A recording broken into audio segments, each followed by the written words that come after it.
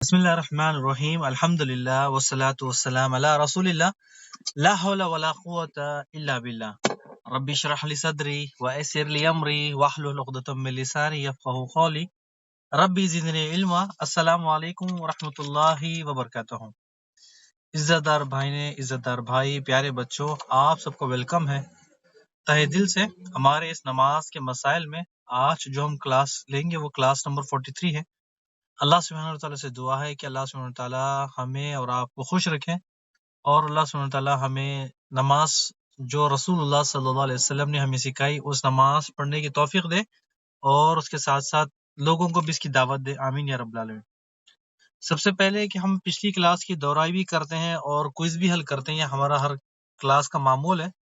تو انشاءاللہ اس کلاس میں بھی ہم کلاس نمبر جو 42 تھی اسی کا جو کوئز ہے اس کو حل کریں گے انشاءاللہ۔ اور سب سے پہلا اس میں سوال یہ تھا کہ بنی اسرائیل کا جو واقعہ تھا کہ بنی اسرائیل کو جل اللہ سبحانہ تعالیٰ نے خنزیر بنا دیا، بندر بنا دیا، کیا یہ سٹوری تھی یا پھر ایسے ہی آپ کو کسی نے سنا دیا، یا پرانے اسرائیلی روایات ہے یا پھر اور کوئی چیز ہے؟ جی نہیں، یہ بالکل صحیح واقعہ ہے، بالکل سچا واقعہ ہے۔ ایسے کئی بے شمار واقعات قرآن مجید میں بھرے پڑے ہیں جس سے ہمارے لیے عبرت ہے، یعنی اس میں ہمارے لیے عبرت ہے۔ ہمیں اللہ سبحانہ تعالیٰ یاد دلاتا ہے کل وہ لوگ تھے، آج ہماری باری۔ اللہ سبحانہ تعالیٰ نے ان کا نام باقی رکھا ہے، باقی ان کا نست و نابود، یعنی ان کا نام رکھ کر ان کو تمام طرح سے نشانی ان کی مٹا دی گئی۔ یعنی ابھی تک ان کا نہ کوئی، یعنی بندروں کی ابھی بھی کوئی ہسٹری میں لکھتے ہیں کہ بنی اسرائیل کے بندر ہے، یا پھر اللہ سبحانہ تعالیٰ نے ان کو سب کو تباہ کر دیا، فنا کر دیا، سب کو مار ڈالا۔ بس صرف اللہ سبحانہ تعالیٰ نے ان کا نام رکھا بس تاکہ ہم اس سے عبرت حاصل کریں۔ دوسرا سوال یہ تھا کس جگہ پر ان کا ذکر ہے؟ جی قرآن مجید میں 2 جگہ، اور حدیث میں بے شمار احادیث میں موجود ہیں کہ ان کا بندر بنے گا۔ اور میں نے ہم نے جو یہ آپ سے سوال کیا تھا کہ قرآن یہ کس جگہ پر ہے، یہ ہم نے جان بوجھ کر آپ سے سوال کیا تاکہ آپ ابھی سے تحقیق کرنے والے بنیں۔ یعنی میں جو سٹوری، جو واقعات، جو ہسٹری، جو احکام، جو حکم میں پڑھاتا ہوں، آپ بھائی بہن شوق سے سنتے ہیں، آپ کے دل میں بھی شوق ہو جائے کہ آپ بھی اب تلاش کرنے والے ہوں کہ یہ واقعات قرآن میں کہاں پر ہے، یہ سٹوری حدیث میں کہاں پر ہے۔ یعنی اس سے ہمارے علم میں اضافہ بھی ہوتا ہے اور ایک ہمارا علم سیکھنے کا جذبہ بھی پیدا ہوتا ہے۔ یعنی جب ہم یہ کہ اللہ سبحانہ تعالیٰ کی کتابیں کھول کھول کر پڑھتے ہیں، اس کو سمجھتے ہیں، پھر اس کے اوپر عمل کرتے ہیں، تو یعنی ہمارے علم میں اضافہ، ہمارے ایمان میں اضافہ ہوتا ہے۔ اور مجھے بہت خوشی ہوئی کہ آپ میں سے کچھ بھائی بہنوں نے اس کو تلاش کیا، چاہے وہ موبائل کے ذریعے یا کوئی ایپ کے ذریعے یا گوگل کے ذریعے یا یوٹیوب کے ذریعے، کہیں سے بھی کم آپ نے شروعات تو کی۔ اللہ سبحانہ تعالیٰ آپ کی محنتوں کو قبول کریں، آمین یا رب العالمین۔ اور اس کے ساتھ ساتھ یہ کسی بھائی یا بہن نے بس لکھ دیا کہ قرآن میں موجود ہے، بالکل قرآن میں موجود، لیکن تلاش تو کرے، ہم ہمت تو کریں، قرآن کو کھولے تو صحیح، احادیث کو پڑھے تو صحیح، اس میں ہمارے لیے بہت فائدہ ہے۔ تیسرا سوال یہ تھا کہ برائی دیکھے تو ہم کیا کریں؟ دیکھیں ہمیں کتنی طاقت ہے۔ دیکھیں جب ہمارے سامنے اب برائی ہو رہی ہے، جب ہم برائی کو دیکھیں تو سب سے پہلے اسے روک اپنی طاقت سے، یعنی ہمارے پاس جتنی طاقت ہے اس سے سب سے پہلے اس کو روکیں۔ اور اس کے ساتھ ساتھ یہ ہے کہ صحیح کو صحیح کہے اور برے کو برا کہے، یعنی جس سے ہمیں پتہ چلتا ہے کہ نیکی کون سی ہے اور برائی کون سی ہے۔ جب ہم اسے اپنے ہاتھ سے روکتے ہیں تو یعنی ایمان کا زیادہ لیول ہے، یعنی اگر ہم کوئی طاقت لگاتے ہیں تو ایمان کا اعلیٰ لیول ہے۔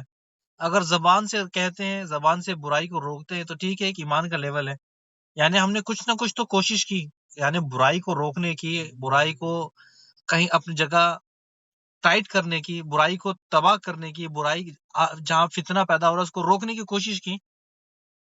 لیکن جب ہم یہ شروعات کرتے ہیں، اللہ سبحانہ و تعالیٰ بھی مدد کرتا ہے۔ جب آپ سبھی کو پتا ہوگا کہ آپ دیکھتے بھی ہوں گے کہ کتنے ایسے نیک انسان دنیا میں موجود ہیں، جیسے ہی ہمارے رشتے دار میں ہوتے ہیں یا پھر کوئی اور جگہ سے، وہ باہر سے یا شہر کے دور سے، کہیں سے بھی وہ نیک انسان ہمارے جب گھر میں آ جاتے ہیں، اچانک سے جب وہ گھر کے باہر ہی ہوتے ہیں، گھر کا ٹی وی بند، یوٹیوب بند، سر پر اوڑھنی، سر پر ٹوپی، وہ کچھ کہنے سے پہلے تمام گھر خاموش ہو جاتا ہے، یعنی ان کی بات سننے کے لیے ہم تیار ہوتے ہیں. ایسے نیک لوگ ہم بنے.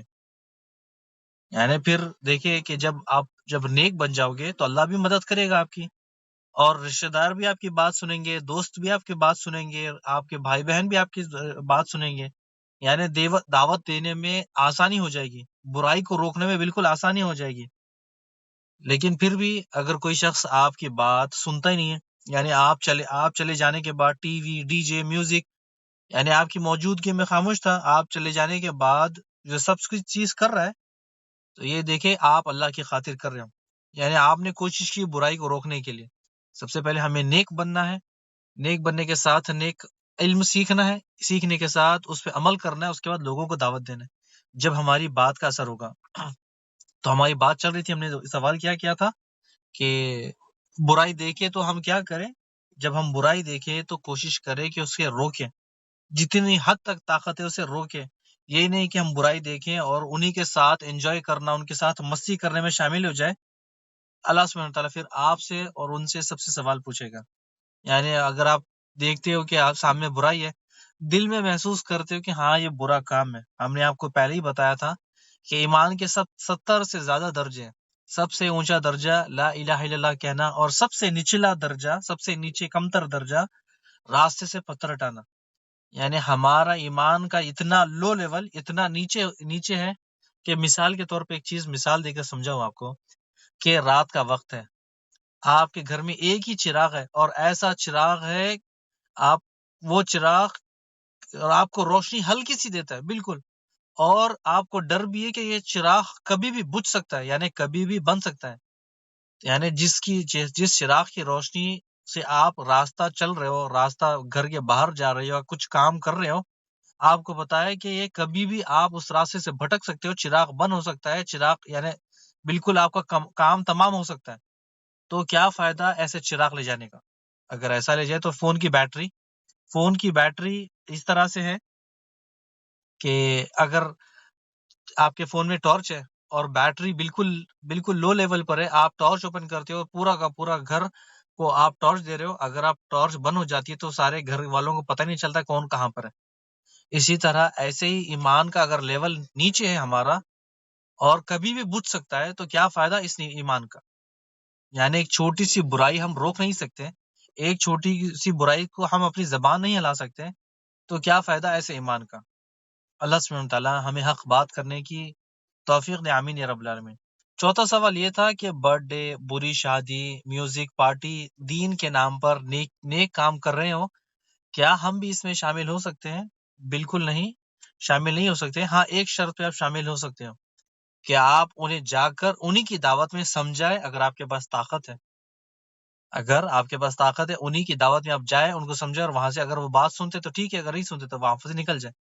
یہ بالکل آسان طریقہ ہے آپ کو وہاں پر ان کی شادی میں جانا، ان کی دعوتوں میں جانا، ان کو سمجھانا اور وہاں سے نکلنا. پانچواں سوال یہ تھا کہ نماز میں کتنے حرکات جائز ہیں. تو ہم نے آپ کو بتایا تھا کہ کسی ساتھی نے لکھا کہ نماز میں 3 حرکات جائز ہے. ہم نے کہا کہ یہ لوگ بات کرتے ہیں، نماز میں 3 حرکات جائز ہے، یہ رسول اللہ صلی اللہ علیہ وسلم احادیث قرآن میں موجود نہیں ہے. کتنے حرکات بھی کرے اس سے نماز باطل نہیں ہوتی، لیکن مسلسل حرکت کرنے سے نماز باطل ہوتی ہے. تو ہم نے بتایا تھا کہ لوگ کہتے ہیں تین، لیکن لوگوں کا بات، لوگوں کا قول، لوگوں کا عمل دین نہیں ہے. قول عمل رسول اللہ صلی اللہ علیہ وسلم کا طریقہ ہے. ٹھیک ہے، تو آپ اس کو کریکشن کر لیں کہ نماز میں کتنے حرکات جائز ہے. کتنے بھی نماز معمولی کر لے، بار بار بچہ اوپر نیچے ہو رہا ہے تو 3 سے زیادہ، 5 سے زیادہ، 10 سے زیادہ ہو جاتے ہیں. تو یہ اتنے حرکات میں آپ کو بتانا تھا کہ حرکات نہیں ہے. اچھا، پانچواں سوال یہ تھا کہ نماز میں چھٹا سوال یہ تھا کہ شیخ صالح العثیمین، جو یہ بڑے شیخ ماشاءاللہ سعودیہ کے ہیں، شیخ صالح العثیمین نماز میں کتنے قسم کی حرکات بیان کی اور وہ کیا ہے؟ ہم نے آپ کو بتایا تھا پچھلی کلاس میں. ماشاءاللہ، اللہ سبحانہ تعالیٰ آپ لوگوں کی حفاظت کرے کہ ہم نے 5 حرکات بتائے تھے. ایک واجب، دوسرا حرام، مستحب، مسنون تیسرا، اور چوتھا جائز، پانچواں مکروہ. ہم نے آپ کو بتایا تھا کہ پہلا واجب یعنی قبلے کا طرف ہم ڈائریکشن چینج ہے، آگے پیچھے کر لیفٹ میں ہٹ جائے تو کوئی مسئلہ نہیں ہے. حرام مسلسل حرکت کرنا، بار بار پینٹ اوپر نیچے کرنا، کپڑے ٹھیک کرنا، بار بار کچھ حرکت، ایسی حرکت کرنا جس سے نماز باطل ہو جاتی ہے. تیسرا مستحب مسنون، یعنی صف سیدھی کرنا، تھوڑا سا لیفٹ میں ہٹنا، تھوڑا سا رائٹ میں ہٹنا، یہ مستحب مسنون ہے. اور چوتھا جائز، یعنی کسی حاجات کے لیے ضرورت، یعنی بچے کو اوپر اٹھانا، یعنی اور کوئی، یعنی بار بار نوز کلین کرنا، یعنی کوئی جانور کو مارنا، کوئی چیز کاکروچ کو مارنا، یعنی خارش ہونا، یعنی بار بار کھاتا ہے، یہ جائز ہے. اور پانچواں مکرو ہم نے آپ کو بتایا تھا کہ بلا ضرورت کوئی معمولی حرکات، ٹائم دیکھنا، موبائل کو سائلنٹ کرنا، لائٹ کھٹ کا سوئچ آف کرنا، یا کوئی چیز کا اشارہ کر دینا، یعنی یہ دیکھ لے آپ، یہ ہلکی سی معمولی سی ہے، تو یعنی بنا ضرورت اس کو اگر کر لے تو کوئی مسئلہ نہیں ہے. آگے آتے ہیں، یہ سوال کے جواب ماشاءاللہ ہمارا اچھا خاصا ریویژن ہو گیا پچھلی کلاس کا، اس میں ڈھیر سارا. پھر بھی کچھ چیزیں اگر آپ کو سمجھ میں نہیں آتی ہیں تو آپ ہم سے سوال کریں، انشاءاللہ ہم آپ کو اس کا جواب دیں گے. اور لاسٹ کلاس میں ہم نے ایک حدیث بتائی تھی، انشاءاللہ امید ہے کہ آپ سب کو یاد ہوگی، حذیفہ بن یمان. اچھا، اس کے بارے میں تھوڑا سا میں آپ کو بتاتا ہوں کہ رازدار رسول ان کا نام ہے، اور یہ 12 منافقوں کا نام جو بتایا تھا، پہلے میں آپ کو اس کے بارے میں سمجھاتا ہوں. جب آپ کو یہ پتا چل جائے گا کہ رازدار رسول حذیفہ بن یمان کون تھے، کیا ہے، کیسا یہ راز تھا، کیا واقعہ ہے، پہلے میں آپ کو واقعہ بتا دیتا ہوں تاکہ آپ کو سمجھ میں آ جائے، حدیث یاد کرنے میں آپ کو آسانی ہو جائے. یعنی کوئی چیز اگر کوئی واقعے سے ساتھ ریلیٹڈ ہے تو وہ جلدی ہمارا دماغ وہ کیچ کر لیتا ہے. اچھا، یہ حدیث صحیح مسلم میں، حدیث نمبر 7035 7035. یہ واقعہ ہے جنگ تابوک میں، جہاں پر کافروں کی تعداد لاکھوں میں ہے اور مسلمان 30,000، اور سامنے جو فوج تھی وہ رومن امپائر تھی. اور اس وقت میں یعنی جو جنگ تابوک کے لیے تمام مسلمانوں پر یہ جنگ تھی، جو جنگ تھی فرض عین تھی. فرض عین یعنی سب کو اس جنگ میں جانا ہے. اب یہاں پر دیکھیں کہ وہ جنگ تابوک تو ہوتی نہیں ہے، وہ انشاءاللہ اس کا بڑا واقعہ ہے. یہ جنگ تابوک تو ہوتی نہیں ہے، جب جاتے ہیں دشمن کو للکارتے ہیں، دشمن آگے آتا ہی نہیں ہے، بس اس کے بعد آپ صلی اللہ علیہ وسلم 1 مہینہ انتظار کر کے واپس آتے ہیں. اور جب آپ صلی اللہ علیہ وسلم آ رہے تھے ایک دوسرے راستے سے، اور صحابہ کو کہا کہ آپ دوسرے راستے سے جاؤ، آپ صلی اللہ علیہ وسلم کے پیچھے کچھ منافق تیزی سے گھوڑے دوڑاتے ہیں تاکہ آپ کو پہاڑ سے گرا دے، یعنی پہاڑ سے آپ کو گرا دے اور آپ صلی اللہ علیہ وسلم کا کام تمام کر دیں. لیکن انہوں نے کوشش تو کر لی، لیکن یعنی چہروں کو ڈھانک لیا، فیس کور کر لیا، سب کچھ کر لیا. اور صحابہ نے، ایک دو صحابہ بھی تھے، وہ پہچان نہیں سکے کہ کون ہے، اور کسی بھی طرح وہ نکل گئے منافق. یعنی منافق یہ جنگ میں موجود تھے، مسلمانوں کی آڑ میں، یعنی مسلمانوں کی آڑ میں کیا کرتے ہیں، اپنے آپ کو مسلمان کہتے ہیں لیکن مسلمانوں کے دشمن ہوتے ہیں. تو آپ صلی اللہ علیہ وسلم کو گرانے کی کوشش کی تھی، لیکن آپ صلی اللہ علیہ وسلم بچ گئے، تو یہ معاملہ وہیں پر ٹھہر گیا. لیکن صحابہ نے کوشش بھی کی، عمار بن یاسر رضی اللہ تعالیٰ عنہ موجود تھے، انہوں نے کوشش کی، لیکن آپ صلی اللہ علیہ وسلم نے رکا دیا، یا کچھ اور معاملات تھا. تو اب یہ ہوا کہ یہ تو نکل کے منافق. آپ صلی اللہ علیہ وسلم صحابہ تو نہیں جانتے، اللہ تو جانتا تھا. اللہ سبحانہ تعالیٰ نے یہ 12 منافقوں کے نام آپ صلی اللہ علیہ وسلم کو بتائے. جب صحابہ نے، یعنی بڑے بڑے صحابہ مل گئے، ان کو جب پتا چلا کہ ایسا ایسا واقعہ تھا اور آپ صلی اللہ علیہ وسلم نے 12 منافقوں کے نام بتائے، تو صحابہ نے آپ سے درکار کیا، اے اللہ کے رسول صلی اللہ علیہ وسلم، ان 12 منافقوں کے نام ہمیں دے دیں، ہم ان کا سر تن سے الگ کر دیں. یعنی ان کا نام ہمیں بتا دیں، ہم ان کا جو جسم اور ان کا جو سر ہے وہ الگ کر دیں. لیکن آپ صلی اللہ علیہ وسلم نے کہا کہ جانے دو، رہنے دو. پھر آپ صلی اللہ علیہ وسلم نے ان 12 منافقوں کے نام حذیفہ بن یمان رضی اللہ تعالیٰ عنہ کو بتائے. یہ جو پہاڑ والا واقعہ تھا، یہ سارا سب کچھ جو آپ حذیفہ بن یمان کو بتاتے ہیں. اب ان کو لقب ملا رازدار رسول، یعنی آپ حذیفہ نے مرتے دم تک کسی کو نام نہیں بتائے یہ 12 منافقوں کے. اور رسول اللہ صلی اللہ علیہ وسلم فرماتے ہیں یہ جو 12 منافق ہے یہ جنت میں کبھی داخل نہیں ہوں گے یہاں تک کہ اونٹ سوئی کے ناکے میں سے نکل جائے. سوئی کا ناکا پتا ہے نا، کہ اونٹ سوئی کے سوراخ میں سے نکل جائے، یہ ناممکن ہے. اسی طرح یہ بھی ممکن نہیں کہ یہ منافق لوگ جنت میں جائیں. یعنی رہتی دنیا میں یہ منافقوں کو جہنم کی وحی سنا دی اللہ نے. اب یہ 12 منافقوں کے نام حذیفہ رضی اللہ تعالیٰ عنہ کو یاد تھا اور انہوں نے کسی کو نہیں بتایا، لیکن عمر رضی اللہ تعالیٰ عنہ آ کے پکڑ کے پوچھا بھی کیا حذیفہ اس لسٹ میں میرا نام ہے؟ سبحان اللہ. تو انہوں نے کہا کہ آپ کا نام نہیں ہے، ناممکن ہے کہ آپ کا نام ہو. اچھا اب آپ دیکھیں کہ اب آپ کو حدیث یاد ہو، حدیث اب یہاں سے یاد ہو جائے گی. حذیفہ بن یمان مسجد میں آتے ہیں، نماز پڑھتے ہیں، ایک شخص کو دیکھتے ہیں کہ وہ جلدی جلدی نماز پڑھ رہا تھا اور جلدی جلدی سجدہ کر رہا تھا، نہ صحیح سجدہ صحیح تھا نہ اس کا رکوع صحیح تھا. آپ نے اس سے پوچھا کہ تم یہ نماز کب سے پڑھ رہے ہو؟ اس نے کہا کہ میں یہ نماز 40 سال سے پڑھ رہا ہوں. حذیفہ بن یمان نے کہا کہ پھر تم نے 40 سال سے نماز ہی نہیں پڑھی. سبحان اللہ. اگر تم مر جاؤ کہ تمہاری اگر اسی حالت میں تم مر جاؤ تو پھر تم سنت کے مطابق تمہاری یعنی تم سنت کے مطابق نہیں مرو گے. اب آپ دیکھ لیں کتنے ایسے لوگ ہیں آج بھی غلط نماز پڑھتے ہیں. ہم انہیں بتانے کی کوشش کرتے ہیں لیکن رسول اللہ صلی اللہ علیہ وسلم کی باتیں ان تک پہنچاتے ہیں لیکن ان کو باتیں سبحان اللہ پہنچتی نہیں ہیں. اسی لیے ہم بار بار آپ کو کہتے ہیں کہ نماز کا بہت اہم مسئلہ ہے. یہ طریقہ ہمارے لیے سیکھنا ضروری ہے. اللہ سبحانہ وتعالیٰ قیامت کے دن وہ نماز ہمارے منہ پہ پھینک دے گا. کیا جواب دیں گے پھر اللہ کو؟ اتنی محنت کی، اتنا وضو کیا، سردی میں، گرمی میں، بیماری میں وقت نکال کر نمازیں پڑھی، اگر نماز کا طریقہ ہی وہ نہیں صحیح نہیں تو پھر اللہ سبحانہ وتعالیٰ کو کیا جواب دیں گے؟ اگلا مسئلہ لیتے ہیں، اگلا ایک پوائنٹ لیتے ہیں. نماز کے دوران بنا کوئی وجہ سے خے لگا کر ہنسنا، یعنی خے یعنی مسکرانا، ہاں ہاں ہاں لگا کر زور زور سے ہنسنا، اس سے نماز باطل ہو جاتی ہے. یعنی جان بوجھ کر نماز میں ہنسنا یہ نماز کو توڑ دیتا ہے. ایسا کرنا یعنی کھیل تماشا ہے. اس میں ایک اور چیز بھی ہے، یعنی جان بوجھ کر تو الگ چیز ہے، لیکن اگر اچانک سے نماز کے دوران ہنسی نکل جائے، یعنی بچوں کی حرکات ہو جاتی ہے، کوئی معصوم سے بچے ہیں کہ کوئی ایسی حرکات کرتے ہیں جس کی وجہ سے ہمارا ہلکا سا مسکرا دیتے ہیں. ہلکا سا مسکرانا، خے لگا کر ہنسنا، ان دونوں میں فرق ہے.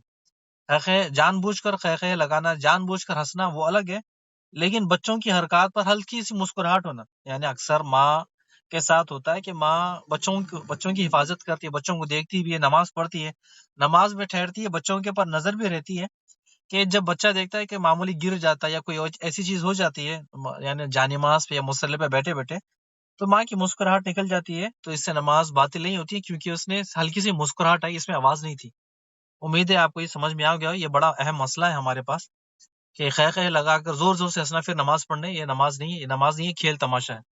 اور ہلکی سی مسکراہٹ آ جانا، اس سے نماز باطل نہیں ہوتی، جان بوجھ کے نہیں، خود ہی آ جاتی ہے. کبھی کبھی دماغ میں ایک خیال آ جاتا ہے کہ ان کے بارے میں اور ہلکی سی مسکراہٹ ہوتی ہے تو اس سے بھی نماز باطل نہیں ہوتی.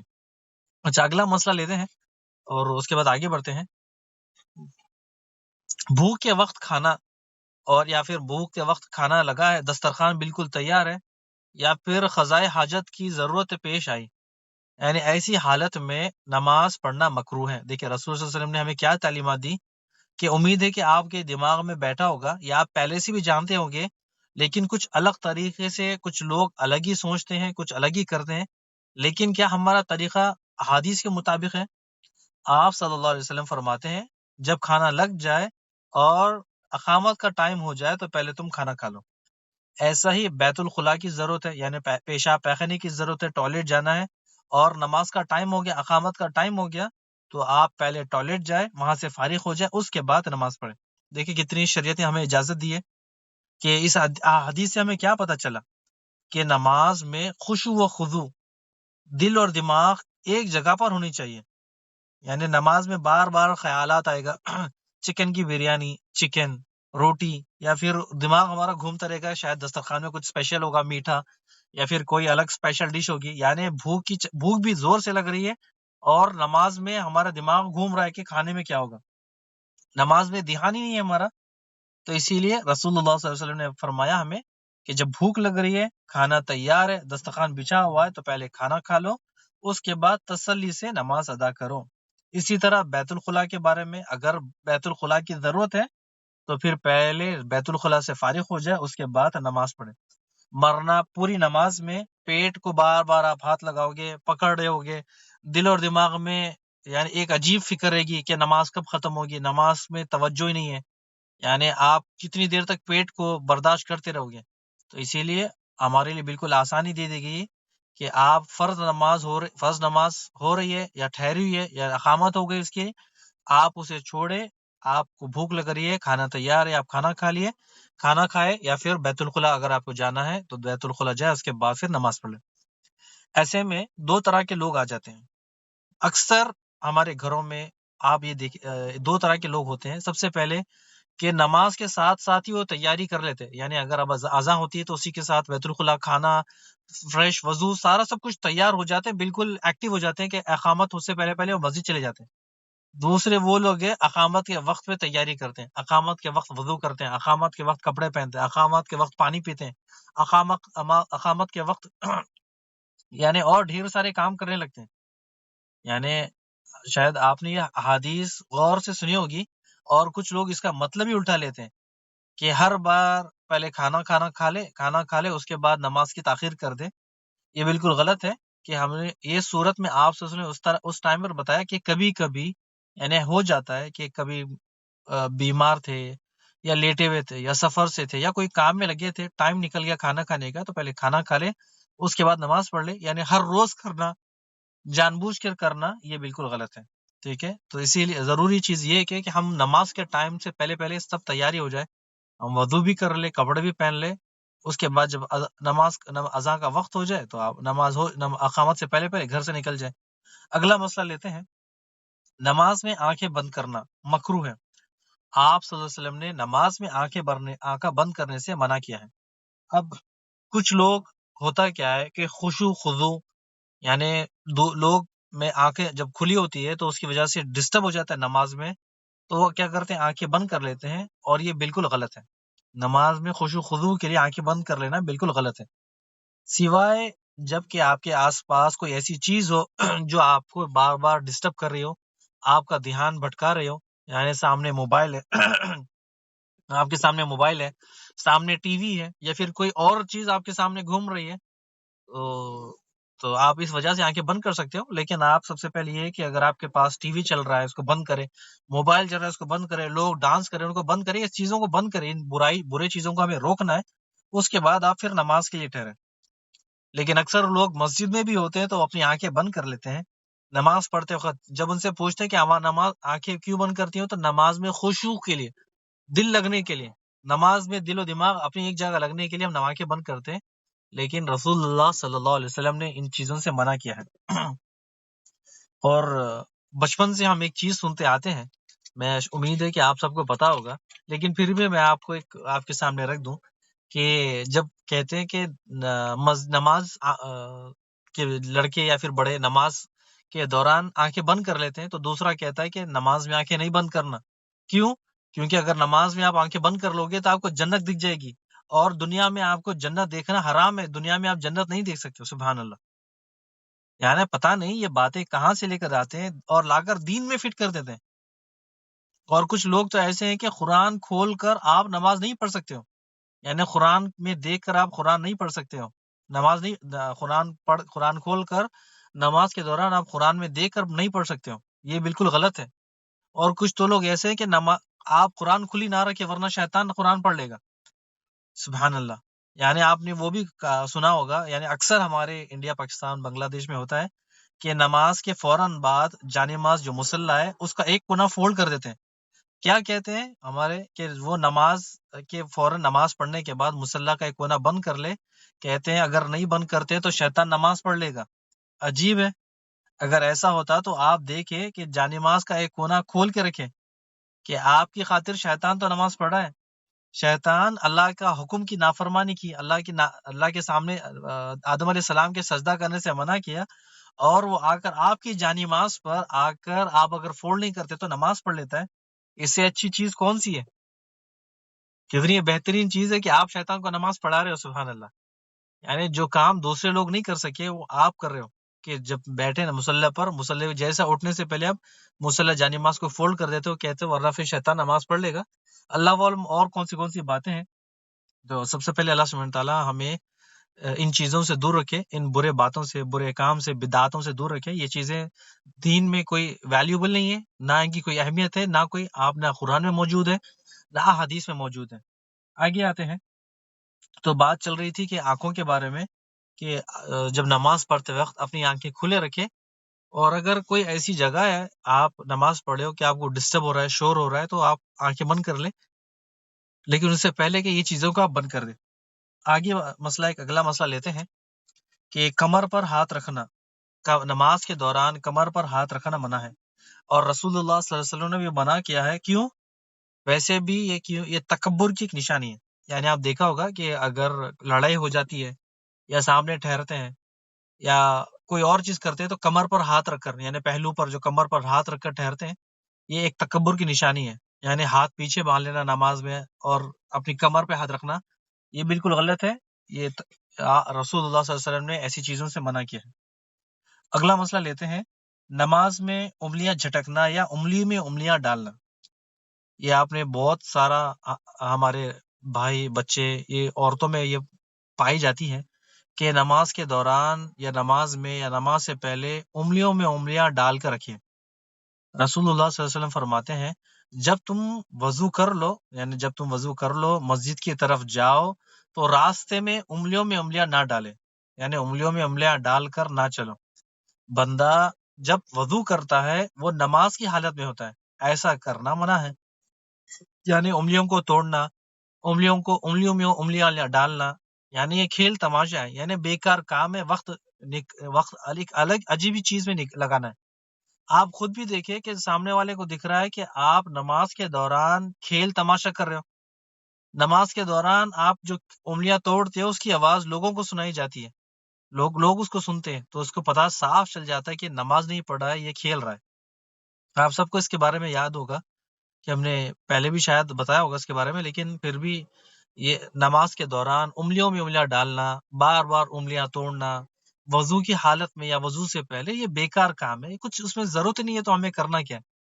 آپ دیکھیں کتنے ایسے لوگ ہیں کہ بار بار انگلیوں کو لیتے ہیں، ٹک ٹک ٹک ٹک ٹک آوازیں نکالتے ہیں، حتیٰ کہ چلے ان کو ایک عادت ہی ہو جاتی ہے، چاہے وہ نماز میں ٹھہرے یا نماز میں نہ ٹھہرے، کہ وہ بس انگلیاں توڑنے شروع کرتے ہیں، کٹ کٹ کٹ کٹ کٹ، یا تو پھر انگلیوں میں انگلیاں ڈال کر رکھتے ہیں۔